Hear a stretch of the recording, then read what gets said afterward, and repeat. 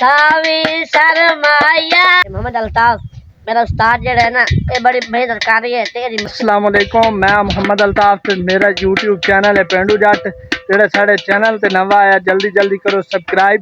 ते गाना रिकॉर्ड करने वास्ते जा रहे हैं।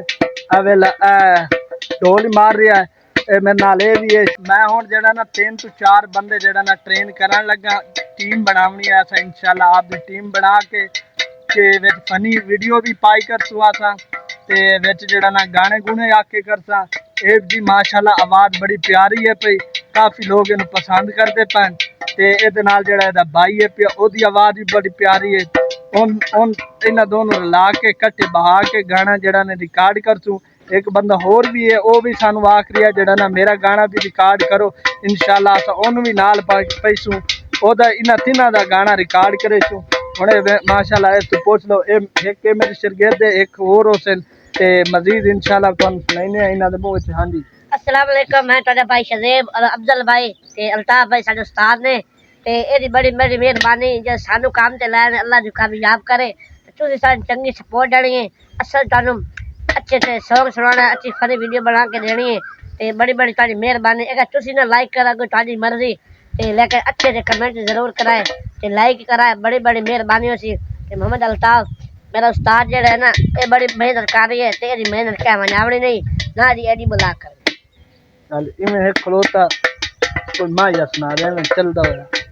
चल कुछ नहीं होंदा, चल ना नहीं भाई कोई एवें सुना चाहिए ना दे।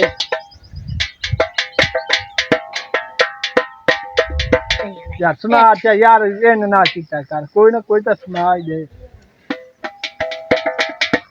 सावी शर्माया ढोल वफादारा कई सावी शर्माया। ओ मैं तेनू आके आए इतबार ते कर माया। ओ ढोल वफादारा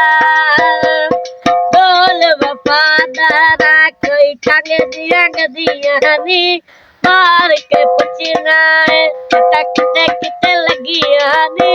ओ ढोल वफादारा मोटरसाइकिल दे व्हीलों दे। ओ ढोल वफादारा मोटरसाइकिल दे व्हीलों दे। ना अफजल तू जमदा ना असा दलील दे। ओ ढोल वफादारा। साढ़ा एक बंदा आया खलोता तुहानू विखा दे भी बात जेड़ा ना हुण जांदा पिया घर। ते इसनू भी असा नाल जेड़ा ना पावना अभी सैकंड टाइम जेड़ा ना तू ही आवना ते गाना रिकॉर्ड करना। ठीक है, ये काफी बगदादी दा फैन है पिया, गाना शाना याद कीती वदा इंशाल्लाह असा ए जख्मी दे गीत बस गा सकदा। जख्मी दे अच्छा जिंदे भी हो मजीद तुहानू असा सुनाईसु इंशाल्लाह। होना था वीडियो करेंदे पे एंड ते गर्मी बड़ी आई जावे, कितना पसीना आ गया है देखो।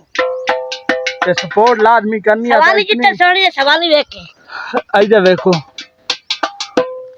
किन्नी धूप दे विच अस आए खलोते हैं।